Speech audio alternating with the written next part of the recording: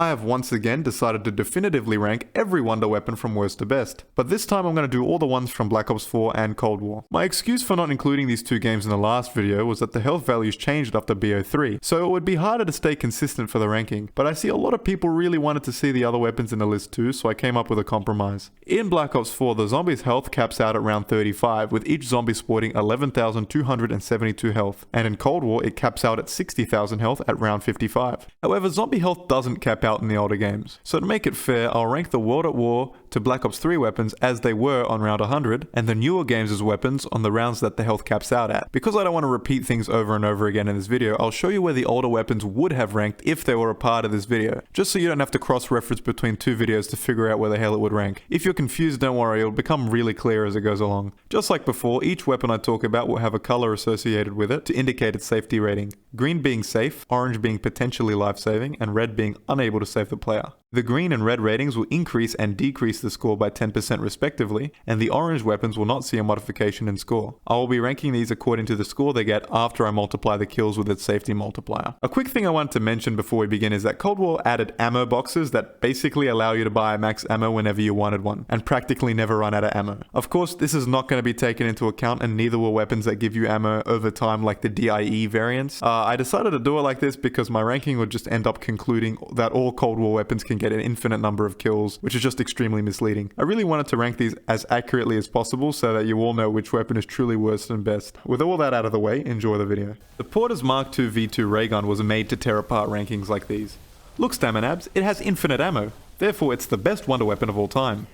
No, it's horseshit. Sure, the V2 has infinite ammo, but do you want to know how long it takes to kill all the zombies on round 35 with this piece of shit? It takes 27 seconds for this gun to recharge itself, and when it's done, it has 150 ammo, which is only enough to kill 12 zombies. Congrats, you've killed half a horde, and now you're rewarded with another 27-second wait time. So it took you about a minute to kill 12 zombies, and now you have to do the same thing 11 times to kill all the zombies on this round. So don't you dare try to defend this shit. The CRBR-S Blazer, or when upgraded to the Cybertron Enlightenment, is embarrassingly shit. Not only is it the worst variant of the CRBR-S, but it's the worst wonder weapon in Cold War as a whole. It holds a total of 100 ammo, each shot doing exactly 900 damage, or 13,500 if you hit a headshot, which seems pretty good until you realize that it can only affect a single zombie at a time. So if you shoot it into a horde, you'll likely not be able to focus on one zombie at a time and waste ammo spreading the damage through the horde. If you do somehow perfectly track one zombie at a time, with only body shots, you can kill 14 zombies on round 55. The only thing enlightening about this gun is the fact that a single Semtex grenade is more powerful than it, even if you somehow focus the beam on the head of one zombie at a time perfectly. Do I even need to explain why this is red rated? The CRBR-S Diffuser, or when packed to the Cybertron Quintessence, is another variant of the CRBR-S on Mauer de Toten. It has a total of 80 rounds, 40 in both the mag and in reserve. It shoots 5 laser bolts in a pattern I can only describe as a nuded version of the Blundergat. Each projectile deals 9,000 damage on a body shot and 13,500 on a headshot. This means it takes 7 of 5 shots to kill 5 zombies, giving us an average of 20 kills on round 55. And as for safety, just look at the footage. The Dead Glacialator is the ice elemental variant of the D.I.E Shockwave. It should be renamed to the Slightly Chilly Breeze because it seems to be just as effective as one when it comes to lethality. It holds 190 ammo and shoots a solid beam of ice that deals 8,000 damage per shot. It takes 8 shots to kill a single zombie, making it only capable of killing 23 zombies before completely running out of ammo. And that's only if you don't miss a single shot. Realistically, it'd probably be closer to 15 kills. Similar to the Winter's Howl, it does slow down all the zombies it hits, but unlike the Winter's Howl, this thing only affects one zombie at a time, so you have to keep brushing over the horde if you want to slow down as many zombies as possible. If the OG Winter's Howl was on this map, it would be a better alternative to this sad excuse for a wonder weapon. At least the Winter's Howl can affect the whole horde at once. As for safety, this has no safety. Your character might as well kick up the powdered snow at their feet than shoot this piece of shit. The CRBR-S Swarm, or when upgraded to the Cybertron Seeker, is a variant of the Cybertron Duality. Holy shit, that's a lot of Cerbers. It holds a total of 160 rounds and has a permanent 2-round burst firing mode. Each time the gun fires, it sends out 4 projectiles that spiral forward and explode on contact. I really have no idea why Treyarch named this thing the Seeker, because it doesn't seek at all. Each shot takes up 4 ammo, and each projectile deals around 9,000 damage. damage. In my testing, I was seeing that after one full burst of 2 shots, an average of 2 zombies would be killed. So the Cybertron Seeker can kill up to 40 zombies on average past round 55. I should mention though that this gun is actually amazing against bosses. It does triple damage to Manglers and Panzers, so it's great for taking them out. As for saving you, I'm sure most of you could guess that this thing is awful at doing so. You would be better off trying to wiggle out of the corner than to stand your ground and shoot at the horde. The Cerberus, or when Pack-a-Punch to the Cybertron duality, is the base variant of the Wonder Weapon on Malder Totem. It holds 50 rounds in the magazine with 150 in reserve. The gun shoots 2 projectiles per shot, but it only costs 1 ammo to shoot it, which is very nice. On top of that, each projectile deals 7,500 damage for a total of 15,000 damage per shot. Headshots do 150% more damage, making each headshot deal 22,500 damage. So on round 55, the gun is a 3 to 4 shot kill. To make its stats as accurate as possible, I'll use the average between these two damages, which comes to a total of 58 zombie kills. The Cerberus is still not good enough to save the player, so we'll have to get a red safety rating. I almost forgot to mention, this gun as well as all of its variants have an annoying British woman AI built into it that will not stop speaking and spewing just the shittest one-liners. She alone made getting to round 55 on this map a nightmare. The Raygun from BO4 is statistically identical to all Rayguns from the past. The only difference is that it benefits greatly from the weaker zombies of BO4. Since zombies only have 11,272 health past round 35, the 3,000 damage per shot of the Raygun allows it to kill a zombie in 4 shots. So considering it has 240 shots total, it can kill about 60 zombies past round 35, and I don't think anyone is truly asking why it got a red safety rating, so moving on. The Mark II X2s are the dual-wield Mark IIs from Alpha Omega. They shoot thin blue Raygun beams fully automatically, and each hold 33 rounds with a reserve capacity of 297. Each shot from these guys deal 2,700 damage, so it would take 5 shots to kill a zombie past round 35. But good luck hitting the same zombie 5 times with these things because they are extremely inaccurate. In my testing, I found that it takes 2 mag dumps or 132 shots to kill a horde. So the X2s are going to tally around 66 kills past round 35. These things also seem to run out of ammo extremely quickly. I mean, see for yourself, I've already run out of footage for the weapon because they empty so damn quickly. Also, I think it's no surprise that these guns rank red for safety because there's almost no way you're surviving if you get cornered with these. The D.I.E Thermophasic is the fire variant of the D.I.E Shockwave on D Machine. When it's pack-a-punched, it becomes the Dead Immolator, holding 150 ammo. It takes 10 ammo to shoot and launches a fireball that deals infinite damage. More often than not, the fireball kills 5 zombies per shot. On occasion, I managed to somehow get 8 kills, but this is such a rare occurrence that it doesn't really affect the ranking at all. 15 shots killing 5 zombies each leaves us with 75 zombie kills on round 55. There being 32 zombies on the map at once in Cold War, this gun would have to shoot 7 times before killing a horde. So I'm confident to say that if you're trapped with this gun, you're most definitely dead. The Dead Jolt Surge is the electric version of the D.I.E. It has 600 ammo and shoots a solid beam of electricity that deals progressively more damage over time until it reaches 15,000 damage. It doesn't exactly do 15,000 damage for every shot of the weapon. After reviewing the footage, it seems to take 2 ammo for every tick of damage it deals. Unfortunately, just like every beam weapon in these games, they can only affect a single zombie at a time. This means that this gun can kill a total of 75 zombies past round 55. On the earlier rounds, this thing is no doubt the best of the 5 D.I.E variants, but as we approach round 55, they seem to all balance out, minus the ice one of course. Of course, the time this gun takes to charge up to full power, as well as the fact that it only affects 1 zombie at a time, makes it no doubt a strong red rating when it comes to safety. The D.I.E Shockwave, or when upgraded to the Dead Thunderblast, is the base wonder weapon on D Machine that does 30,000 damage and has 90 ammo. With each shot consuming 15 rounds, ammo, battery life, I really don't know what to call this shit, that's how it works. Anyway, each shot affects most of a horde pretty reliably, but the thing that really holds it back is the fact that it only deals 30,000 damage, which means we'll need to fire 2 times before it will kill anything on round 55 or above. It's really upsetting too, because in my opinion, of all the wonder weapons in this game,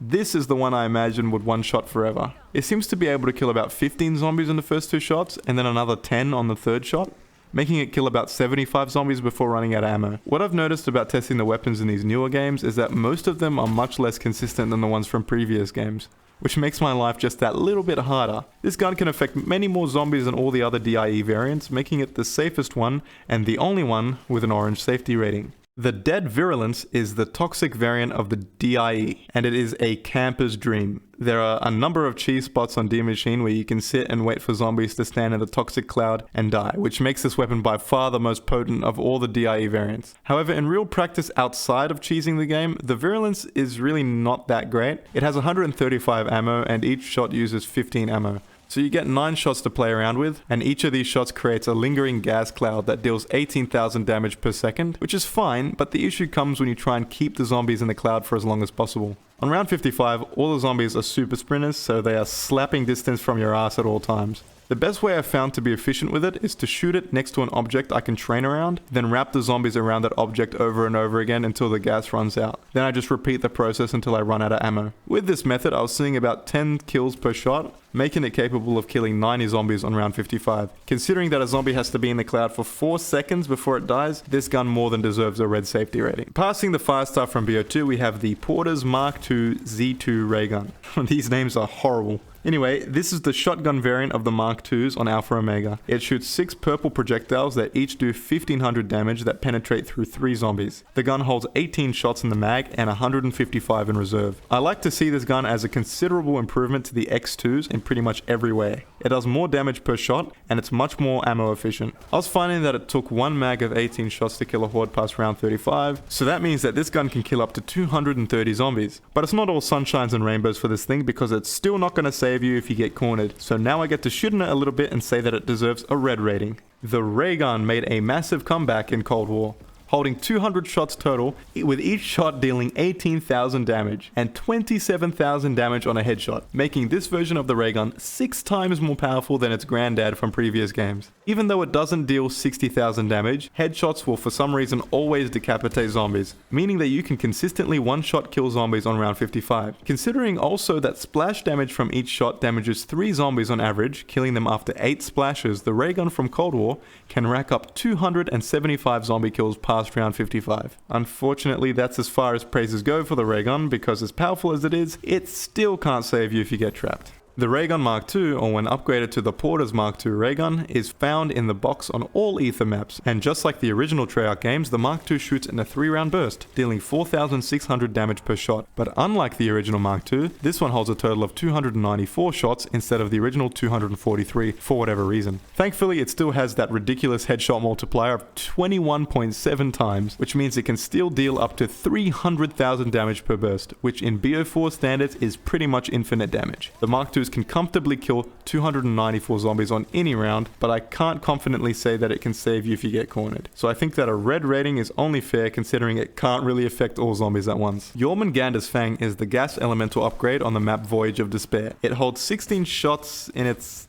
magazine, and it has 80 more in reserve. Each shot of this weapon pierces through the horde, dealing 6,800 damage to about 6 zombies per shot, which means it takes 2 shots to actually start killing zombies on round 35. So if you're somehow absolutely efficient with this weapon, you could kill a horde in 8 shots, giving a total kill count of 288 zombies. It's surprisingly good at saving you considering its relatively low damage, because it actually knocks zombies over in a very short radius in front of you, and practically stun locks them until they die. So that's why I went with an orange rating. It's definitely a spammier weapon than most other wonder weapons on this list, so you will likely run out of ammo pretty damn quickly. The Gauntlet of Wind, or the Hand Up Ouranus, is one of the 4 elemental god hands of Ancient Evil. It, like other gauntlets, has 40 ammo and can be charged up to fire a continuous wind vortex that will use up 1 ammo a second for as long as the player holds down the mouse button and has ammo. This vortex does infinite damage and blows zombies that are in front of the player away, similar to how our Lord and Savior the Tundra Gun does it. The most efficient way I found to use the weapon was by using exactly 3 ammo to kill a horde. If I used any less ammo, there would always be stragglers, and whenever I used more, it was because of sloppiness or bad timing. With that being said, it's safe to say that this weapon can kill about 312 zombies past round 35. This weapon has a charge up time before it fires, so it won't be able to save the player 100% of the time, so that's why I went with an orange rating. The Hand of Gaia is statistically exactly the same as the Hand Up Ouranus. It has 40 ammo and does infinite damage. It can also kill 312 zombies past round 35. The only difference is that the weapon consistently uses 3 ammo to send a fissure away from the player, which kills and traps zombies, and then the fissure ruptures, killing all the surrounding zombies. I put this gauntlet above the Gauntlet of Wind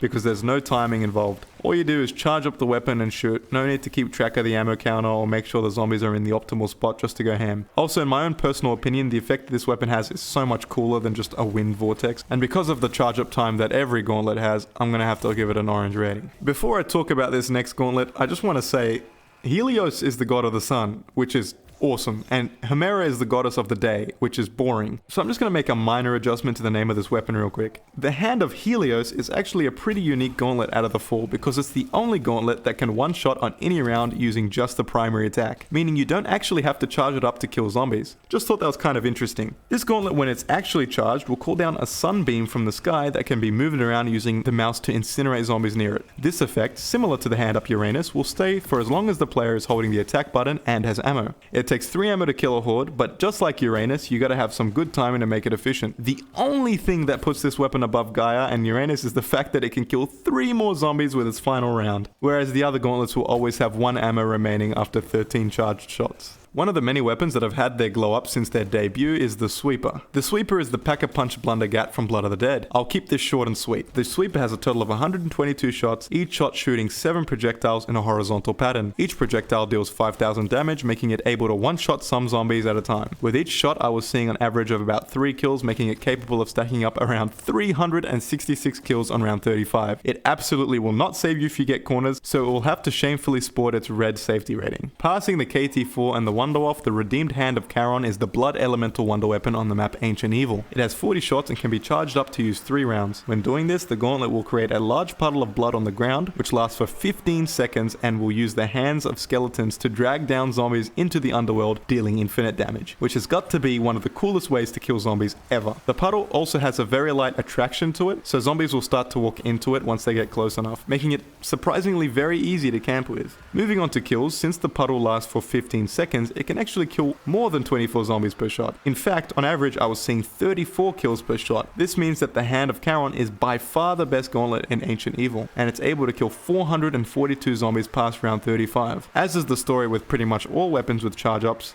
this weapon will be orange rated. The grip of Akkarokamui is the ice variant of the Kraken upgrades on Voyage of Despair. It holds 8 shots in its mag and 96 in reserve. With each shot, the cannon creates an icy explosion which on a direct hit deals 11,500 damage, making it able to kill the first zombie it hits. After this explosion, there is a lingering vortex that slows down zombies. To my knowledge, this vortex doesn't actually do any damage, but can serve as a way to survive if the player makes a mistake. So again, I believe orange rating is the best bet here. In my testing, I found that on average, the gun kills 15 zombies in 3 shots. But if you're absolutely perfect with this gun, and I mean almost impossibly perfect, you can kill a horde in 3 shots. But to be fair, I don't think anyone on Earth can consistently do that, so I'm going to use my average kills to rank it, giving this weapon the capability of killing 510 zombies on round 35. Moving right past the Windstaff from BO2, the Winter's Fury. If you told me 2 years ago that the Winter's Howl was going to be able to kill 486 zombies on any round, I would have probably laughed in your face and viciously insulted your intelligence. But here I am, with this thing listed higher than all of the gauntlets in Ancient Evil. The Winter's Howl has earned its Pack-a-Punch name Winter's Fury, and it's capable of killing an entire horde of zombies in 4 shots. The gun shoots a cone of ice that deals 3,000 damage to pretty much all zombies in front of the player, and can shoot a total of 81 rounds. It's also excellent at saving you because not only can you spam this gun extremely quickly, but every shot that doesn't kill a zombie slows it down heaps. And with that, I'm happy to give the Winter's Howl a green safety rating. The RAI-K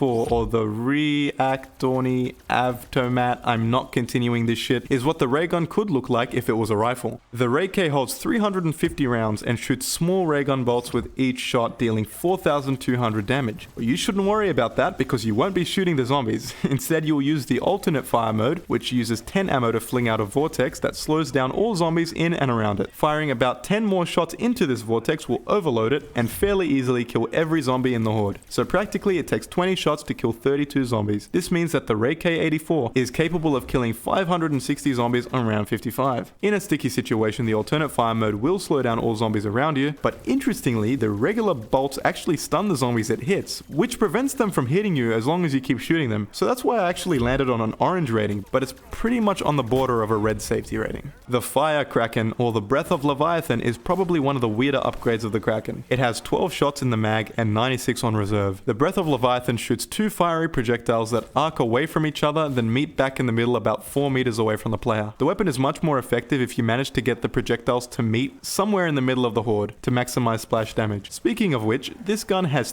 3,800 splash damage, making it capable of killing zombies zombies on its third shot. This weapon seems to have a larger splash radius than the Ice Kraken, and on average kills slightly more zombies on the third shot. I was seeing about 17 kills on average with this weapon, meaning it can kill about 612 zombies on round 35. This weapon has the disadvantage of being hard to use thanks to the weird way the projectiles work, and also the disadvantage of having a below average damage compared to other Wonder weapons. So I can only go as far as saying it has an orange safety rating. The Tundra Gun, or when upgraded to Boreas Blizzard, is the second gun that is named after the Greek god Boreas. It's also the second gun from Tundra Toten that is a disgusting mutant of its original version from older games. The Tundra Gun does infinite damage and holds a total of 36 shots, but where it falls short is how it affects a horde. You see, the Tundra Gun can kill a horde in a single shot, but you have to be absolutely perfect with it. On most occasions, I would fire this gun into a horde just for 6 zombies to run out of the wreckage completely unscathed. So I think it's fair to say it kills 20 zombies on average per shot, because I was seeing mostly 18s, but rarely did I see up to 24. Anyway, 20 kills times 36 shots gives us 720 kills. I wouldn't be so hard on this gun if it wasn't just a thunder gun somebody mistreated. It makes me sad. As for safety, this gun's splash damage actually hurts the player, so orange is as high as I can go. Here it is. The legendary Thunder Gun, or when upgraded to the Zeus Cannon, is found in the box or through a small Easter egg on Tundra Toten. It fires compressed air that flings hordes of zombies away from the player and kills them instantly. I don't know what they did to change the sound in BO4, but it almost sounds like it's tearing the air open when you shoot it. Just listen to this shit.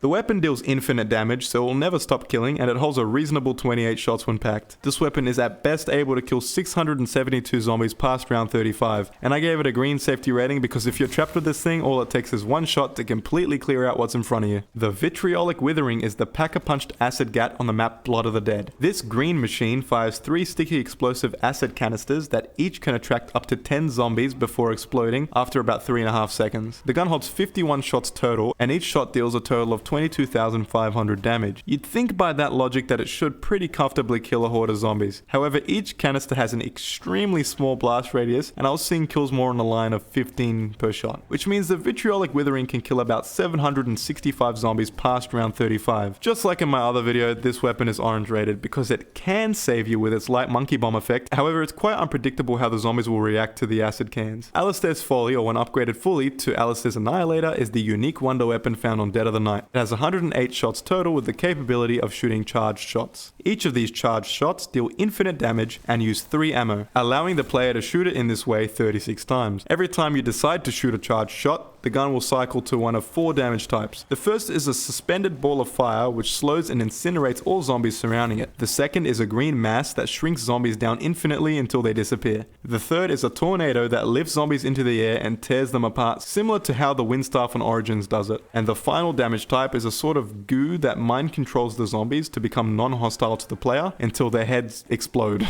Any and all 4 of these damage types can easily kill a horde of 24 zombies, so the total amount of zombies killable with this weapon is 864. In terms of safety, this weapon is not half bad either, with an orange rating. The charge up time before each shot is only about 1 second, so it isn't the safest thing in the world, but it's far from bad at saving the player in a sticky situation. Now we're getting to the big boys, passing all the bows, the wave gun, and the Apothicon Servant from BO3. Inkanyamba's Roar is the electric elemental upgrade to the Kraken on Voyage of Despair. It holds 12 shots in its magazine and has 96 more in reserve. Shooting this sprays out heaps of small cannonball fragments that consistently affects all the zombies in a considerably large cone in front of the player, dealing 5,700 damage with each pellet, making it easily the best Kraken upgrade for getting kills. Not only is its damage incredible compared to the other Krakens, being able to kill entire hordes in 3 shots easily, stacking up a total of 864 kills. But it also stuns all the zombies in a 180-degree fan in front of the player, which means it stuns even more effectively than Jormungandr's Fang. With this in mind, I gave this gun a green safety rating, being almost on par with the Thunder Gun as a get-out-of-jail-free card. The Wunderwaffe DG Sharfschutze, or when upgraded to the Wunderwaffe Funkenschütze on Tundra Toten,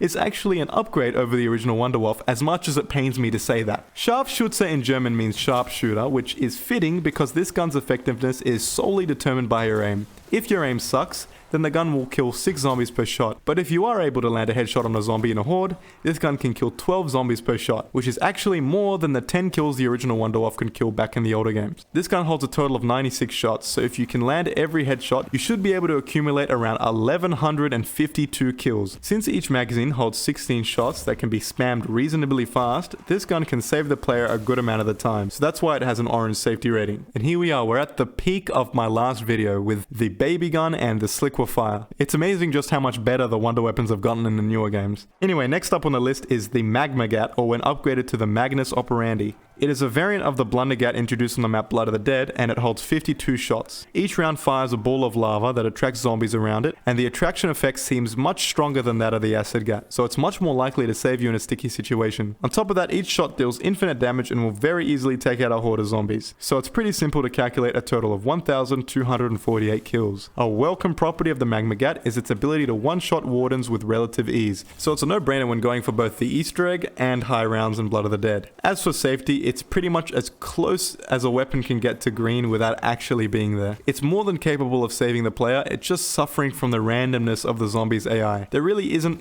any way to reliably be sure that the zombies will go for the lava ball instead of the player, and in a situation where you're trapped or cornered in BO4, you have about 2 to 3 seconds before you die. It kinda burns me to say that the Mark II Y2 raygun on Alpha Omega is the best raygun of all time, and what makes it even worse is that it's better than every single gun in my last Wonder Weapons video. This gun has 54 shots and each round shoots an orange orb that explodes with a large enough radius to consistently kill a horde of zombies, making it capable of killing 1,296 zombies. There is absolutely no reason to use the charged shot because not only does it lack any extra damage, but it uses up 6 times the ammo. So the only real reason to use it is if you would like to have 9 shots instead of 54. The gun does infinite splash damage and doesn't damage the player, so unbelievably, it's actually incredibly safe to use. Whenever you get trapped, just spam the weapon on the ground or at the nearest zombie and you'll pretty much never die. The death of Orion, or when upgraded to Circuit's Kiss, is the wonder weapon found on the map 9. It holds 91 shots and has the really cool effect of stunning a zombie and turning said zombie into sort of an electric pylon, zapping and stunning all zombies around it. It deals 1100 damage per second for 20 seconds. Unsurprisingly, this kills the entire horde pretty much every time, meaning this weapon can kill a whopping total of 2,184 zombies. A bit of a fun fact, this weapon has the power to kill every single regular zombie from round 1 all the way up until a good way through round 35 without running out of ammo. Even with its amazing killing potential, it suffers in safety. Circuit's Kiss is kind of atrocious if you're cornered, because not only does it need about 2 seconds to charge up, but it'll also need time to branch out to all the zombies, meaning I have to give Circuit's Kiss a red safety rating. The Chrysalax, or when upgraded to the Tenebris, is the unique wonder weapon found on the Cold War map Forsaken. It has 2 alternative modes,